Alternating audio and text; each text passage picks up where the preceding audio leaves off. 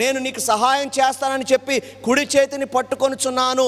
పైనుండి గబుక్కుమని ఎవరన్నా పెద్ద మేడ మీద నుంచి పడిపోతూ అలాగా ఒక సన్షేడ్ పట్టుకున్నారనుకోండి, వెంటనే ఎవరన్నా ముందుకు వంగి అతని చేయి గట్టిగా పట్టుకున్నప్పుడు ఏం చెప్తారు? గట్టిగా పట్టుకున్నప్పుడు నువ్వేమి భయపడద్దు, నేను పట్టుకున్నాను చెయ్యి, నేను గట్టిగా పట్టుకున్నాం, నిన్ను బయటకు లాగేస్తా.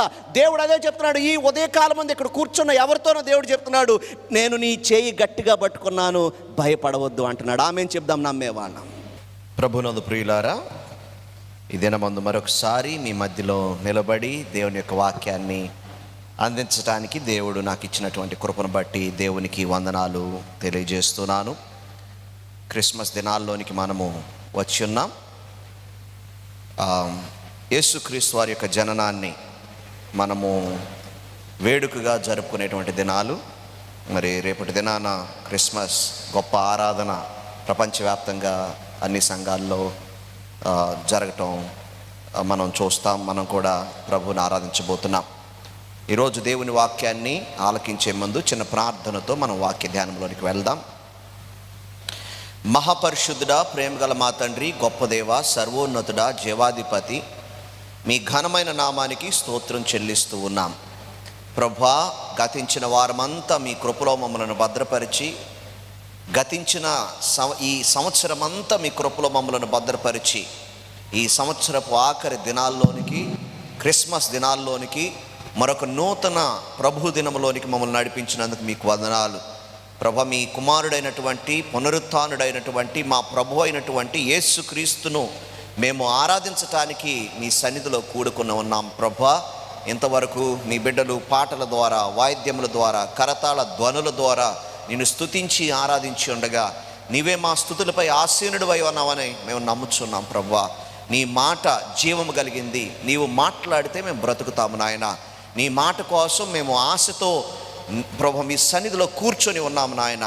మనిషి కుమారుడా, నీ నోరు బాగుగా తెరుము, నేను దానిని నింపెదను అని నీ వాగ్దానం చేశావు. మేమందరం కూడా చిన్న పక్షి పిల్లలము వలె ప్రభు, తల్లి అయినటువంటి తండ్రి అయినటువంటి అయ్యా నా తండ్రి, నీ యొక్క సన్నిధిలో మేము నోరు తెరిచి ఆకలితో కూర్చొని ఉండేటువంటి హృదయాన్ని మాకు ఇవ్వండి. నీ వాక్యము చేత మమ్మల్ని తృప్తిపరచమని మేము వేడుకుంటున్నాం.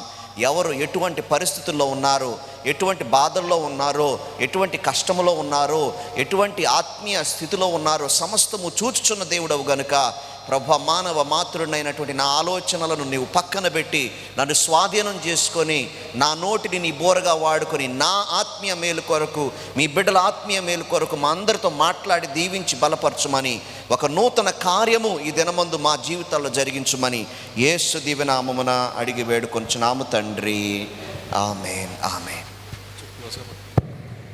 ప్రభునందు ప్రియులారా, ఈ దినమందు మరియ యొక్క గీతము గురించి, స్తుతి గీతము గురించి మనము కొద్ది నిమిషాలు ధ్యానం చేసుకుందాం. లూకాసు సువార్త 1వ అధ్యాయం, లూకాసు సువార్త 1వ అధ్యాయం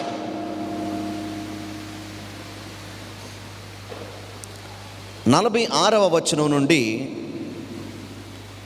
55వ వచనం వరకు ఉన్నటువంటి వాక్యాన్ని మన ప్రియులు చదివి వినిపించారు. మరియ దగ్గరకు గబ్రియేలు దూత వచ్చి చెప్పినటువంటి శుభవర్తమానము, నీకు ఒక కుమారుడు జన్మిస్తాడు, ఆయనకు యేసు అని పేరు పెడతావు. ఎలా జరుగుతుంది అని మరియ అడిగినప్పుడు ఎలిజబెత్ను జ్ఞాపకం చేశాడు దేవుని దూత. నీ బంధువురాలైన ఎలిజబెతు కూడా గర్భవతిగా ఉంది, వృద్ధాప్యంలో, కావాలంటే వెళ్ళి చూసుకో, నువ్వు నమ్మటానికి రుజువు నేను ఇస్తున్నాను అని దేవుని దూత చెప్పటం జరిగింది. ఎలిజబెత్ను చూడటానికి సుదూర ప్రయాణం చేసి గర్భవతి అయినటువంటి ఎలిజబెత్ను చూడటానికి గర్భవతి అయినటువంటి మరియ అక్కడికి వెళ్ళడం మనం చూస్తాం. ఎప్పుడైతే మరియను ఎలిజబెత్ చూస్తుందో, మరియ స్వరం, మరియ యొక్క మాట ఎప్పుడైతే ఎలిజబెత్ గర్భములో ఉన్నటువంటి శిశువు అయినటువంటి యోహాను వింటాడో, వెంటనే ఆయన గంతులు వేసినట్లుగా మనం చూస్తాం. కడుపులో గంతులు వేశాడంట. కడుపులోకి ఎలాగ వినబడుతుందండి అంటే వినబడుతుందని వైద్యులు చెప్తారు.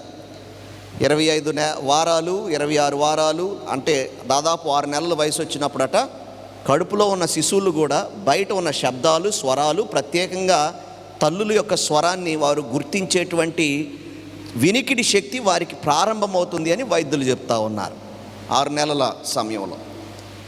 ఈయన విన్నాడు, మరి యొక్క స్వరం వినగానే గంతులు వేసినట్లుగా మనం చూస్తూ ఉన్నాం. అందుకే పరిశుద్ధాత్మ ఆవేశం చేత పరిశుద్ధాత్మతో నిండుకొనినదై ఎలిజబెతు చక్కటి గీతాన్ని ఆలపిస్తుంది. స్త్రీలలో నీవు ఆశీర్వాదింపబడిన దానవు, నీ గర్భఫలమును ఆశీర్వాదింపబడును. నా ప్రభువు తల్లి నా యొద్దకు వచ్చుట నాకేలాగు ప్రాప్తించెను. ఇదిగో నీ శుభవచనము నా చెవిన పడగానే నా గర్భములోని శిశువు ఆనందముతో గంతులు వేసెను. ప్రభువు ఆమెకు తెలియజేయించిన మాటలు సిద్ధించునుగాక గనుక నమ్మిన ఆమె ధన్యురాలు అనెను అని ఆమె పాట పాడింది. దానికి స్పందనగా మరలా మరియ పరిశుద్ధాత్మావేశం చేత ఒక పాట పాడుతూ ఉంది. ఆ పాటని క్రైస్తవ సమాజంలో, క్రైస్తవ సంఘాల్లో లాటిన్ భాషలో మ్యాగ్నిఫికెట్ అనేటువంటి పదంతో సంబోధిస్తారు. మ్యాగ్నిఫికెట్ అంటే గ్లోరిఫైస్ అని అర్థం, అంటే దేవునిని మహిమపరిచింది అనే మాట. కనుక మరియ స్తుతి గీతము అని మనం దీనికి పేరు పెట్టుకోవచ్చు. పాశ్చాత్య లూథరన్ సంఘాలు ఇంకా మిగిలిన సంఘాల్లో కూడా దీన్ని లిటర్జీలో ఒక భాగంగా వాడుతూ ఉంటారు. మ్యాగ్నిఫికెట్ మరియ యొక్క గీతము, సాయంత్రము పాడుకునేటువంటి పాటల్లో దీన్ని పాడుతూ ఉంటారు. మరియ పాడినటువంటి ఈ యొక్క స్తుతి గీతాన్ని ఈరోజు మనము ధ్యానం చేసుకుందాం. ముందుగా మరియ ఈ స్తుతి గీతాన్ని పాడటం అనుకున్నటువంటి నేపథ్యం మనం ఆలోచన చేస్తే చాలా దీనురాలుగా మరియ ఉంది. కడు పేదరికంలో ఉన్నటువంటి పరిస్థితులు. బాగా డబ్బుంటే పశువుల పాకలో పెట్టాల్సిన అవసరం లేదు. ఎందుకంటే మొత్తం అక్కడున్న సత్రాలని నిండిపోయినా బాగా చేతిలో డబ్బు ఉందనుకోండి, అవసరమైతే ఇంకోటి ఖాళీ చేయించైనా మనకి ప్లేస్ ఇస్తారు అక్కడ. బంధువులు బెత్లెహేం అంటే సొంతూరే వెళ్ళారు, సొంతూరుకి వెళ్ళారు. అవసరమైతే ఆయా ఊర్ల నుంచి వచ్చినటువంటి బంధువులు ఎవరన్నా ఆల్రెడీ ఫిల్ చేసి ఉంటే మిగతా రూమ్స్, అరే బాబు కొద్దిగా ఆ పక్కకెళ్ళి సర్దుకో, అసలే మరియా యోసేపులు వచ్చారు, చాలా డబ్బున్న వాళ్ళు, వాళ్ళని మనం బాగా చూసుకోవాలని ఎవరొకళ్ళు కాసంత స్థలం ఇచ్చేవాళ్ళు. దీనస్థితి. ఒక చిన్న యోసేపుదైతే ఒక చిన్న వడ్రంగి కొట్టు. అటువంటి దీనస్థితిలో మరియా దీనురాలుగా ఉంది. ఆనాటి ఆత్మీయ, మతపరమైన, రాజకీయ, ఆర్థిక, సాంఘిక పరిస్థితులన్నీ కూడా యూదుల విషయంలోకి వస్తే రోమీల చేత అణగద్రొక్కబడినటువంటి పరిస్థితులు. అందులో అణగద్రొక్కబడిన వారిలో దీనురాలు మరియ. నలగొట్టబడినటువంటి జీవితం. ఆమెను ప్రభు ఎంచుకున్నాడు. అందును బట్టి కష్టమైన, నష్టమైన ఆమె సంతోషిస్తూ ఉంది. దీన్ని బట్టి ఏదో నేను దేవుని కుమారుడు నా గర్భం ద్వారా వస్తున్నాడు కాబట్టి ఇదేదో నన్ను అందరూ పైకి లేపుతారని అనుకోవడానికి వీల్లేదు. రకరకాల మాటలు కూడా ఆమె గురించి ఈరోజు కూడా దేవుణ్ణి ద్వేషించేవారు మరియను తోలనాడుతూ ఉంటారు. కాబట్టి మరియ శ్రమ కోర్చింది, బాధ కోర్చింది, దేవుని మాట నమ్మింది. ఆ శ్రమలో నుంచి పరిశుద్ధాత్మావేశం చేత పుట్టుకొచ్చినటువంటి ఈ మ్యాగ్నిఫికెట్, ఈ యొక్క గీతము అద్భుతమైన గీతంగా, మనల్ని ఆదరించే గీతంగా ఉంటుంది. ఈ రోజుల్లో కూడా పాటలు చాలా ఉంటాయి, కానీ ఆదరించే పాటలు కొన్నే ఉంటాయి. మనస్సును ఆకట్టుకునే పాటలు కొన్నే ఉంటాయి. ఎందుకంటే ఇప్పుడు సీడీలు లేవనుకోండి, సింగిల్స్ రిలీజ్ చేస్తూ ఉన్నారు. కానీ ఇప్పుడైనా సరే, అప్పుడైనా సరే, ఆ రోజుల్లో దేవుడు ఒక పాటనిస్తే మిగతా 4 పాటలకు చచ్చినట్టు రాయాల్సిందే, దేవుడిచ్చినా ఇవ్వకపోయినా. ఎందుకంటే సీడీ చేయాలి కాబట్టి. ఇప్పుడు కూడా ఉన్నటువంటి పోటీ తత్వం యూట్యూబ్లో అలాగ సింగిల్స్ అయిన అప్లోడ్ చేయడానికి పాటలు ఏదో ట్యూన్ దొరికింది, పాట రాసేసామని రాసే పాటలు కొన్ని ఉంటాయి. కానీ నలిగిన జీవితంలో నుంచి, నలిగిన ఆత్మీయ జీవితంలో నుంచి దేవునిలో లోతుల్లోనికి వెళ్ళి అక్కడ నుండి దేవుని యొక్క నడిపింపు ద్వారా రాసిన పాటలు మనుషుల హృదయాలను తాకేవిగా ఉంటాయి.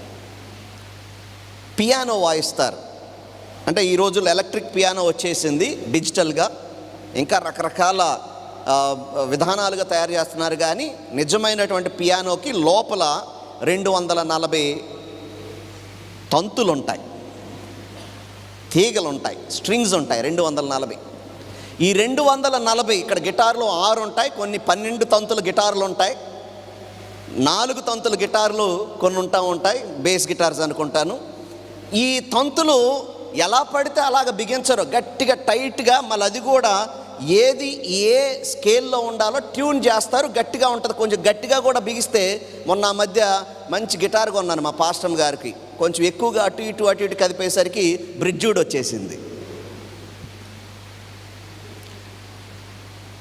పనికి రాకుండా అయిపోయింది ఆ గిటార్. ఎలాగో అలాగ దాన్ని మొత్తానికి పైకి లేచింది, కొద్దిగా అలాగ ఏలాడుతుంది. అది కరెక్ట్గా ట్యూన్ చేస్తారు.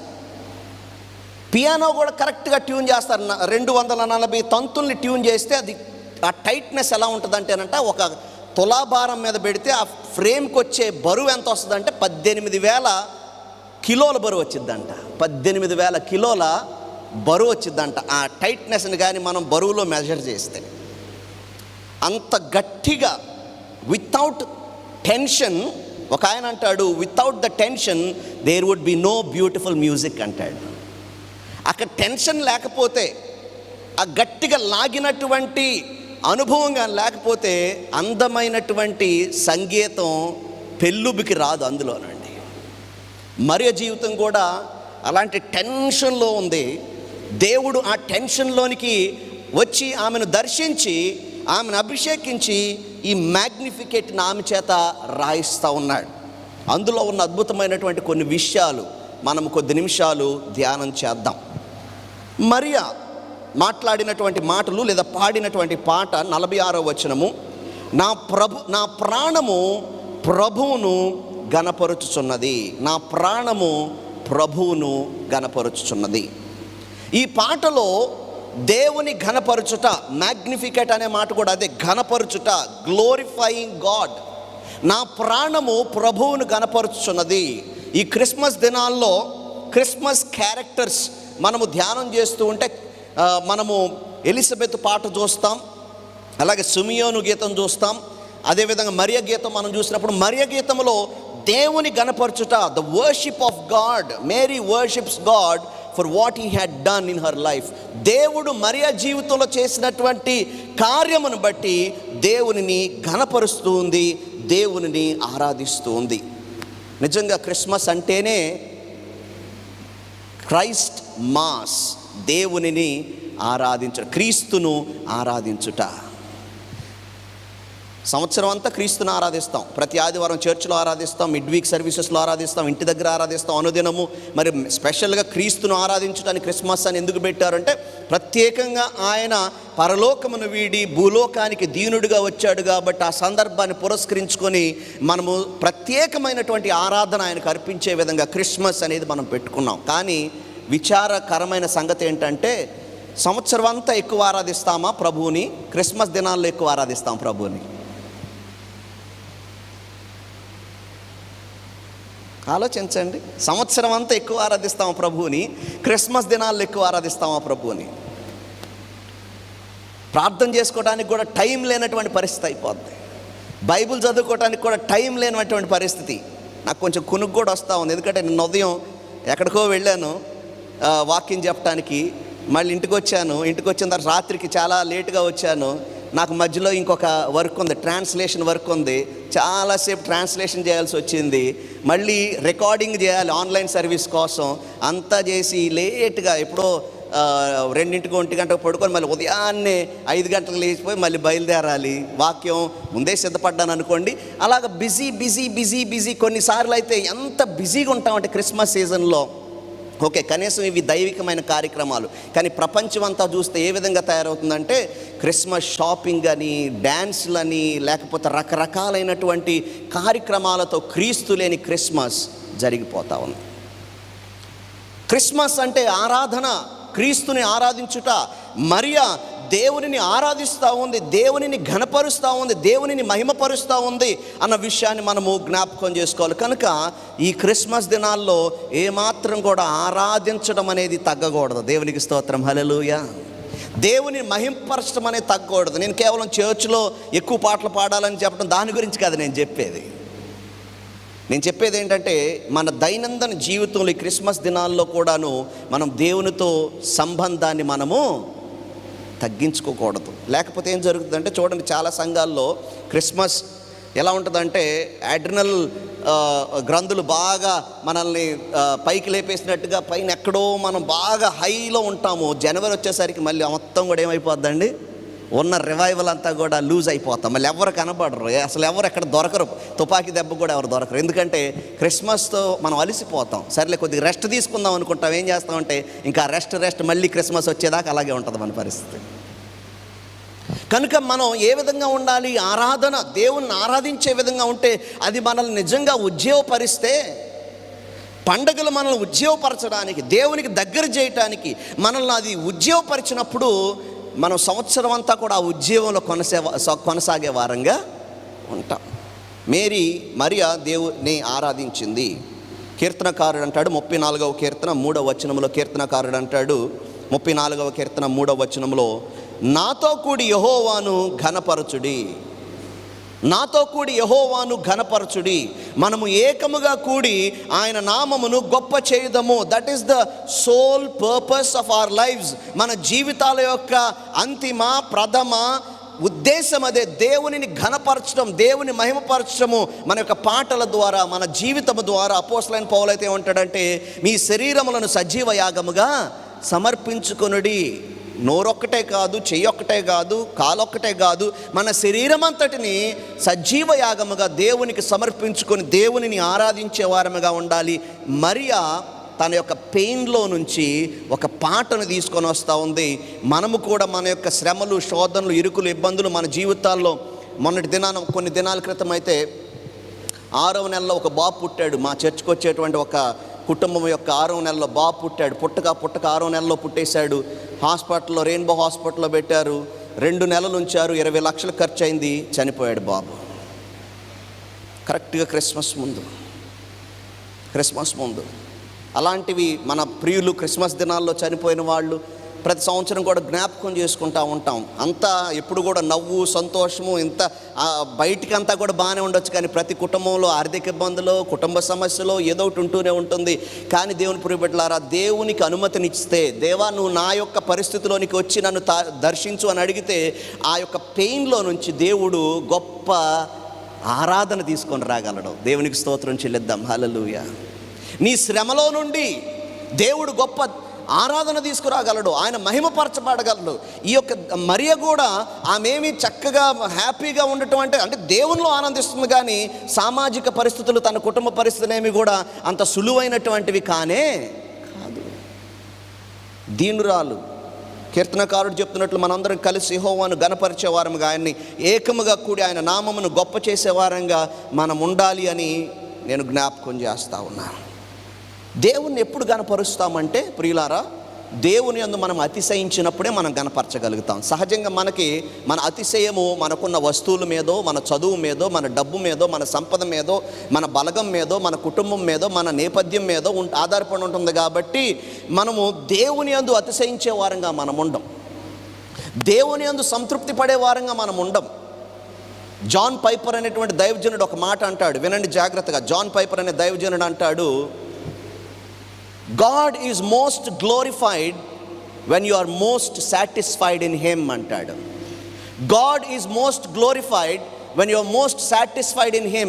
నీవు దేవుని యందు ఎంత ఎక్కువగా సంతృప్తిని పొందుకుంటే, దేవుడు నీ యందు అంత ఎక్కువగా ఘనపరచబడతాడు. దేవునికి స్తోత్రం, హల్లెలూయా. దేవుని యందు నువ్వు ఎంత సంతృప్తిని పొందుకుంటే, నీ యందు దేవుడు అంత ఘనతను పొందుకుంటాడు.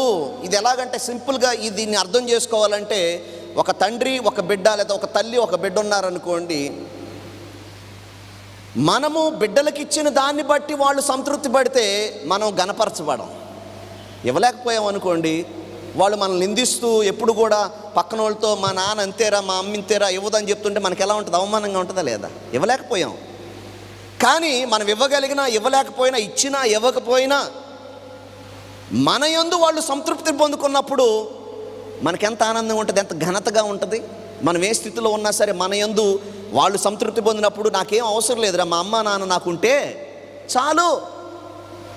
దేవుడు కూడా అంతే కదా, ఆయన నాకేమీ మక్కర్లేదు, నాకు ఆయన ఉంటే చాలు, నాకు ఆయనలోనే ఆనందము, ఆయనలోనే సంతోషము, ఆయనలోనే సంతృప్తి.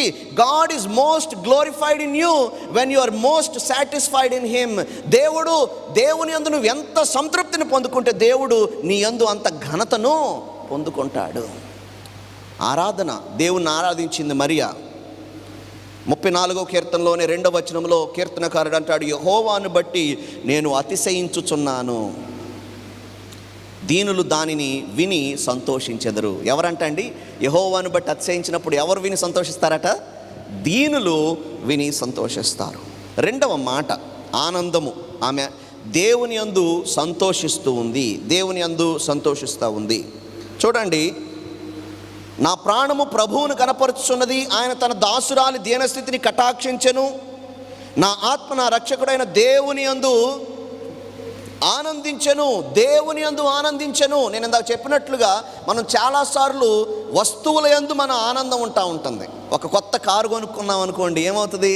హ్యాపీగా ఉంటామా లేదా? ఆ రోజు అబ్బో మనల్ని ఎవరు పట్టుకోలేరు. ఇక ఇంట్లోకి మంచి పెద్ద ప్లాస్మా టీవీ తెచ్చుకున్నాం అనుకోండి, చాలా ఆనందిస్తూ ఉంటాం.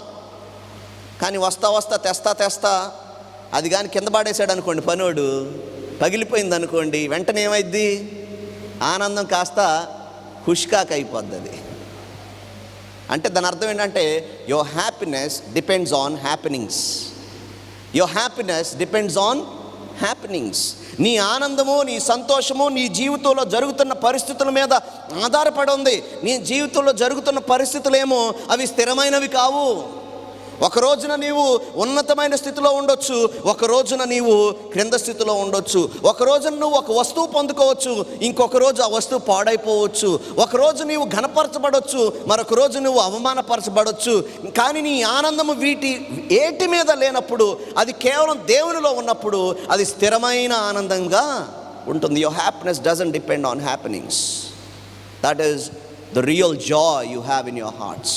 నీ హృదయంలో మానవ ఆలోచనకు మించినటువంటి సంతృప్తి, ఆనందము మన జీవితంలో కలుగుతుంది. మరి అంటుంది, నేను నా ప్రభువునందు ఆనందిస్తాను. I don't rejoice on anything, I rejoice in my God. నా దేవుని యందు, నా రక్షకుడైన దేవుని యందు నేను ఆనందించేదను అని పాట పాడుతూ ఉంది. మరియ పాడిన ఈ గీతం లాగే, ఎగ్జాక్ట్గా కాకపోయినా ఆల్మోస్ట్ అలాగే ఒక గీతం ఉంది పాత నిబంధన గ్రంథంలో. ఇలాగే నలగొట్టబడిన ఒక స్త్రీ, ఆమెకు ఒక సవతి ఉంది. ఎవరు? హన్నా బిడ్డలు కలగడం లేదు. తనకుతో ఉన్నటువంటి మరొక స్త్రీ పెనిన్నా నిందిస్తూ ఉంది, బాధపరుస్తూ ఉంది. ఇక మనకు తెలుసు అత్తమామలు ఎలా మాట్లాడుతూ ఉంటారో, ఇరుగు పొరుగులు ఎలా మాట్లాడుతూ ఉంటారో. బిడ్డలు కలగకపోతే అది బిడ్డలను ఎవరు ఇవ్వాలండి? దేవుడు ఇవ్వాలి కదా. సందర్భం వచ్చింది కాబట్టి చెప్తున్నాను. మగపిల్లోడిని కనలేదని భార్యలను ఎల్లగొట్టిన మహాపురుషులు కొంతమంది ఉంటారు. అది మగ ఆడ అనేది అసలు డిసైడ్ చేసేది ఎవరంటే వాస్తవానికి దేవుడు డిసైడ్ చేస్తాడు. కానీ ఆ యొక్క భౌతికంగా చూసుకుంటే పురుషుడిని బట్టే ఉంటుంది మగ ఆడ అనేది. సైన్స్ తెలీదు చాలామందికి. నిందించేది ఎవరిని? స్త్రీని. బిడ్డలు పుట్టట్లేదని కంఫర్ట్ చేయాల్సినటువంటి అత్తగారు, అమ్మ పర్వాలేదు దేవుడు కార్యం చేస్తాడు, దేవుని యందు విశ్వాసం ఉంచు అని కంఫర్ట్ చేయాల్సిన అత్తగారు ఏం చేస్తుంది? నిందిస్తూ ఉంటుంది. అందరు కాదు, మీరు మంచివాళ్ళు, నేను మామూలుగా అంటున్నాను, వేరే వాళ్ళ గురించి అంటున్నాను నేను కదా. బంధువులు మాట్లాడుతూ ఉంటారు. అలాంటి స్థితిలో ఉన్నటువంటి హన్నా, దేవుడు ఆమె కన్నీటిని చూచి ఆమెకు ఆన్సర్ ఇచ్చినప్పుడు ఆమె పాడుతున్నటువంటి పాట ఆల్మోస్ట్ ఇలాగే ఉంటుంది. మొదటి సమూయేలు 2వ అధ్యాయము 1వ వచనములో, మొదటి సమూయేలు 2వ అధ్యాయం 1వ వచనము, మరియు హన్నా విజ్ఞాపన చేసి ఇలాగా, నేను నా హృదయము యెహోవా యందు సంతోషించుచున్నది. నా హృదయము యెహోవాయందు సంతోషించుచున్నది, యెహోవాయందు నాకు మహాబలము కలిగెను. నీ వలని రక్షణను బట్టి సంతోషించుచున్నాను.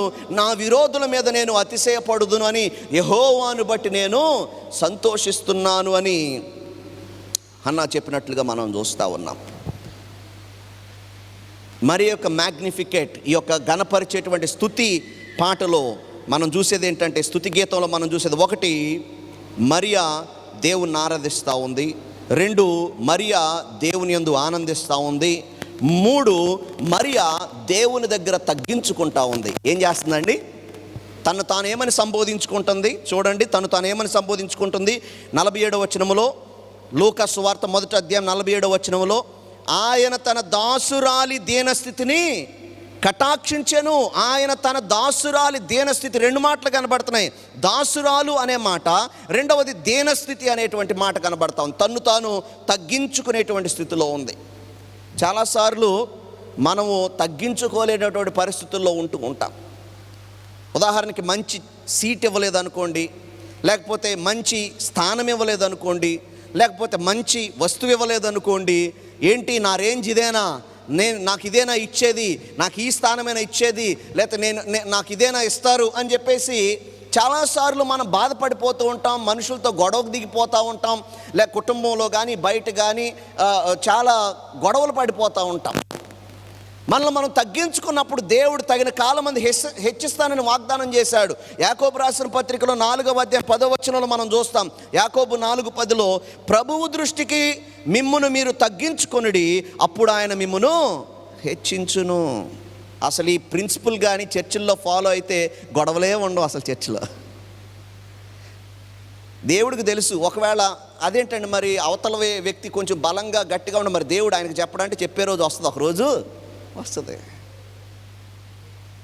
ప్రభువు దృష్టికి తను తాను తగ్గించుకున్నప్పుడు, మనల్ని మనం తగ్గించుకున్నప్పుడు, నీవు నిజంగా తగ్గించుకుంటే, అంటే ఇప్పుడు తగ్గించుకుంటే రేపు హెచ్చేస్తాడని బిజినెస్ లాగా ఆలోచించకూడదు, నిజమైన తగ్గింపు ఉండాలి. ఒకసారి నేను బైబిల్ కాలేజ్లో చదివేటప్పుడు మా డైరెక్టర్ గారు ఒక మాట అడిగారు, మీలో ఎంతమంది తగ్గింపు కలిగిన వాళ్ళు చేయెత్తండి అన్నారు.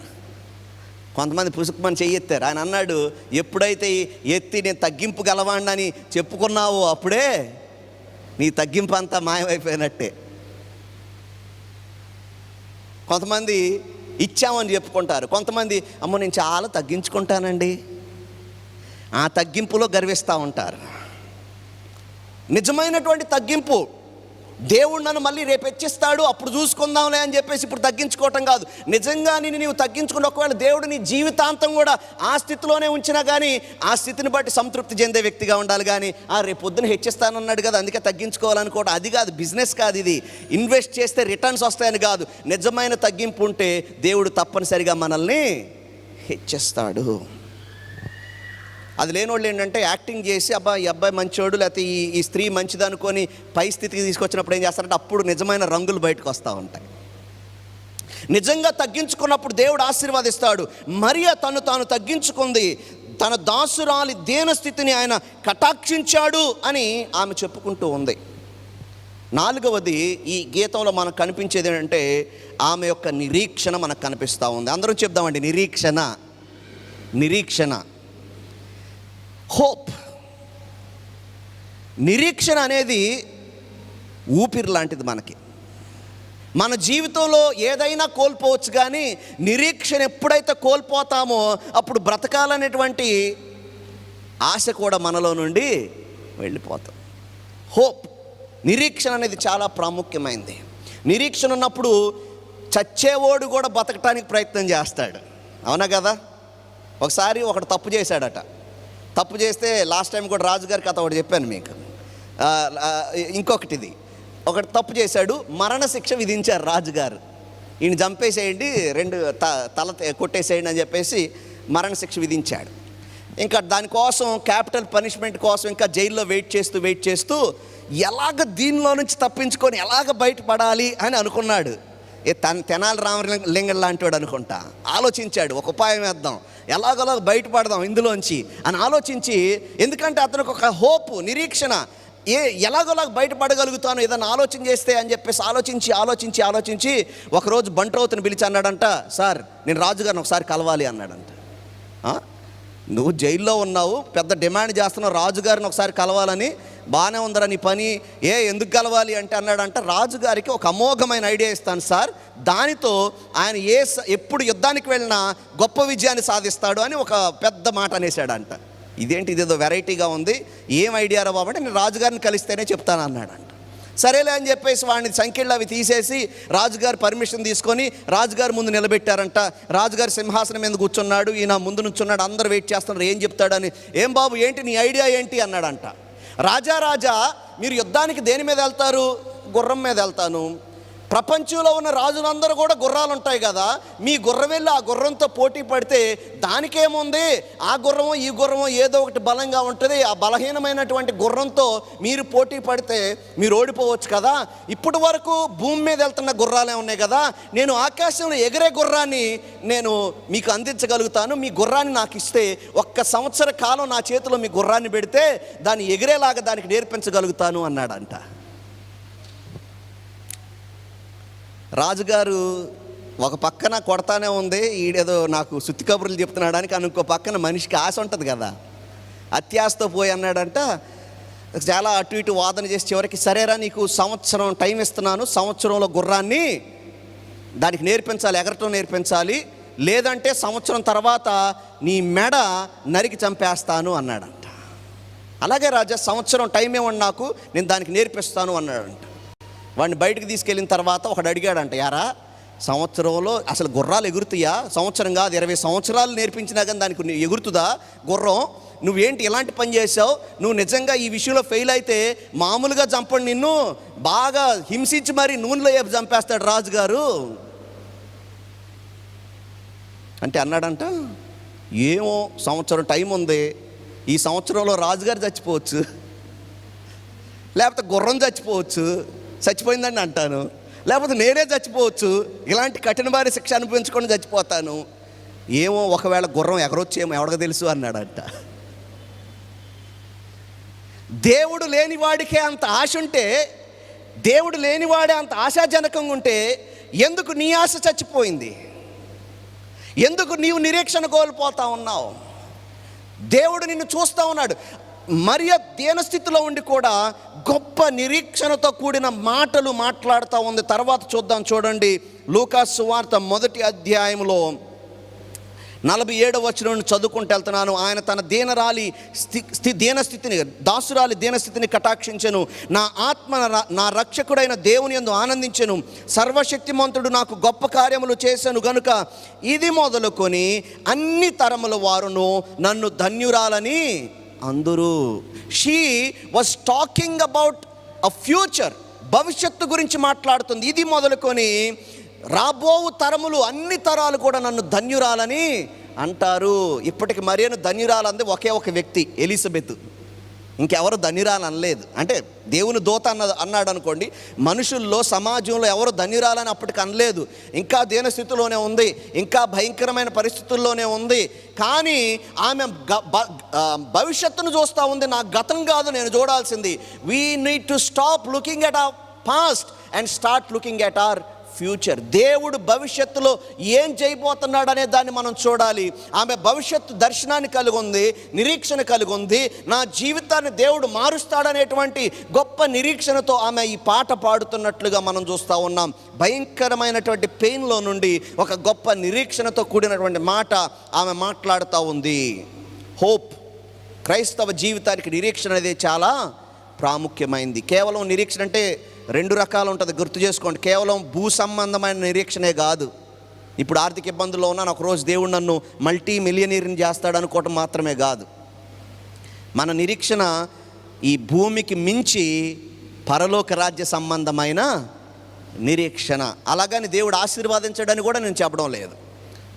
కార్ల్ మార్క్స్ అన్నట్టు a pie in the sky by and by అని, అంటే దేవుడు పైన ఇస్తాడు, పై ఇక్కడ ఏమి ఇవ్వడం అని కాదు దాని అర్థం. దేవుడు ఇక్కడ ఆశీర్వాదిస్తాడు, కానీ దీనికి మించిన ఆశీర్వాదము పరలోక రాజ్యంలో మనకు లభిస్తాం. నిరీక్షణ, ఆ నిరీక్షణతో మనం జీవించాలి. 33వ కీర్తన 20వ వచనాన్ని మనం చదువుకుంటే 33వ కీర్తన 20వ వచనాన్ని చదివినప్పుడు మనము యెహోవా పరిశుద్ధ నామమందు నమ్మిక ఉంచున్నాము, ఆయనను బట్టి మన హృదయము సంతోషించుచున్నది, మన ప్రాణము యెహోవా కొరకు కనిపెట్టుకొనుచున్నది, ఆయనే మనకు సహాయమును మనకు కేడెమునై ఉన్నాడు. ఎవరి కోసం కనిపెట్టుకోవాలి? నా సహాయకుడు వస్తాడు, నాకు సహాయం చేస్తాడు. నీ ఆర్థిక ఇబ్బందుల్లో ఉన్న, ఆధ్యాత్మికమైనటువంటి సందిగ్ధమైనటువంటి పరిస్థితుల్లో ఉన్న, కుటుంబ సమస్యల్లో ఉన్న, ఎటువంటి పరిస్థితుల్లో ఉన్నా సరే నీవు చూడవలసింది ఏంటంటే నా సహాయకుడు నా కోసం వస్తాడు. హోప్ అనేది మనకి ఇందులో కనిపిస్తుంది. ఆఖరి మాట చెప్పి ముగించేస్తాను. రిమెంబరెన్స్, జ్ఞాపకం చేసుకుంటా ఉంది. ఏం జ్ఞాపకం చేసుకుంటుంది? ఇంకొక మాట ఉంది, జ్ఞాపకం చేసుకుంటా ఉంది. ఏం జ్ఞాపకం చేస్తుందంటే దేవుని కార్యాలను ఆమె జ్ఞాపకం చేసుకుంటుంది. వాస్తవానికి ఆనందించాలన్నా, నిరీక్షించాలన్నా, దేవుని మీద నిరీక్షణ కలిగి ఉండాలన్నా మనము జ్ఞాపకం చేసుకునే వారంగా ఉండాలి. కృతజ్ఞత అనే మాట మనం చాలాసార్లు వాడతాం. కృతజ్ఞత అంటే ఏంటి? కృతజ్ఞత, కృతములను జ్ఞాపకం చేసుకోవడం అని అర్థం. దేవుడు చేసిన కార్యములను జ్ఞాపకం చేసుకున్నప్పుడు కృతజ్ఞత అంటాం దాన్ని.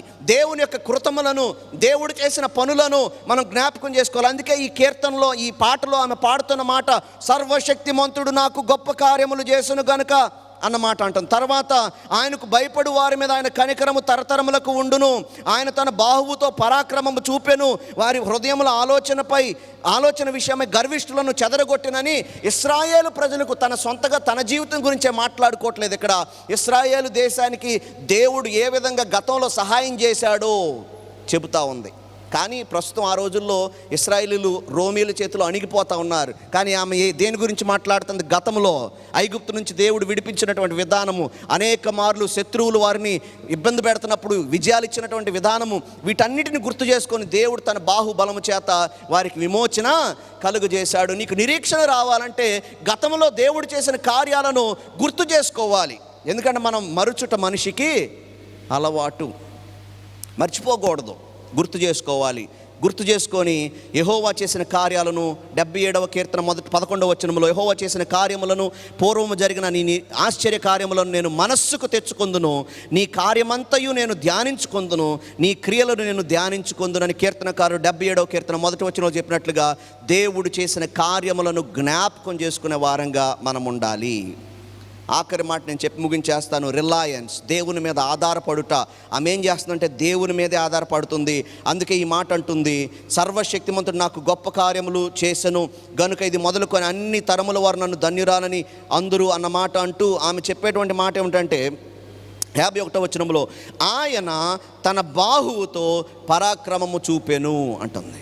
ఆయన తన బాహువుతో పరాక్రమము చూపెను అంటే కంప్లీట్గా ఇది నా వల్ల జరిగింది కాదు, ఇశ్రాయేలు ప్రజల విజయాలు వారి వల్ల జరిగినాయి కాదు, ఎవరి జీవితంలోనైనా దేవుని సహాయంతోనే ఇది జరుగుతుంది అని నమ్మినప్పుడు ఆయన మీదే మనం ఆధారపడిపోతాం. రిలయన్స్, అందరం చెప్దామండి రిలయన్స్. రిలయన్స్ మీద మనం రిలై అవ్వకూడదు యాక్చువల్గా.